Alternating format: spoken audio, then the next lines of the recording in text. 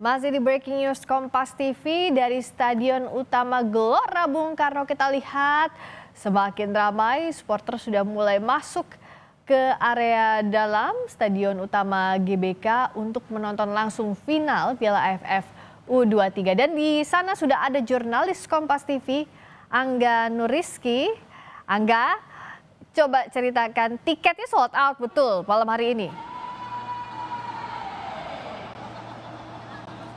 Ya, baik Friska dan juga saudara, dapat kami informasikan bahwa kami mendapat informasi resmi dari PSSI bahwa tiket sejumlah 30.000 itu sold out ya oleh pendukung timnas Indonesia. Tak hanya itu, juga dapat kami sampaikan bahwa alokasi tiket untuk pendukung Vietnam juga kabarnya terjual habis, dan bahkan sebagian dari mereka tidak bisa menonton pertandingan karena kehabisan tiket begitu. Dan dapat kita lihat bahwa di Stadion Utama Gelora Bung Karno sudah mulai sangat ramai gitu ya.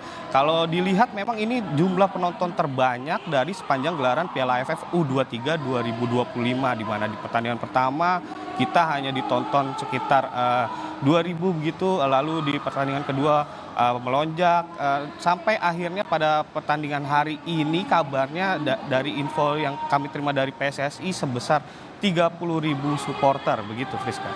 Oke, dan sekarang boleh diceritakan sudah masuk semua ya untuk supporter. Nah, kalau untuk line up sudah ada bocoran belum nggak?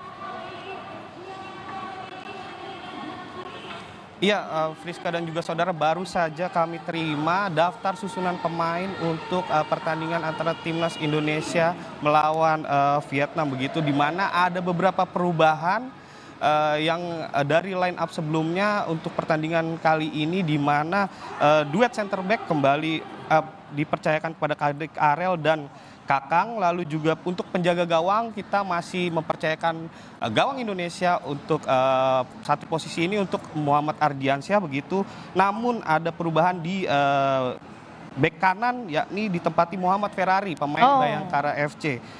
Muhammad Ferrari ini kehadirannya kemungkinan akan mengantisipasi bola-bola atas yang kerap dimainkan oleh Vietnam. Kita ketahui Vietnam juga cukup baik memainkan strategi bola atas ketika di pertandingan terakhir kemarin melawan Filipina juga mereka mencetak gol dari bola atas. Diharapkan Ferrari dapat kinerjanya dapat membantu pertahanan yang digalang Kadek Arel dan Kakang. Lalu di sisi kiri ada juga nama Frankie Misa. Lalu untuk di tengah, sayang sekali Friska dan juga saudara, kita belum bisa memainkan Arkan Fikri dan Tony Firmansyah.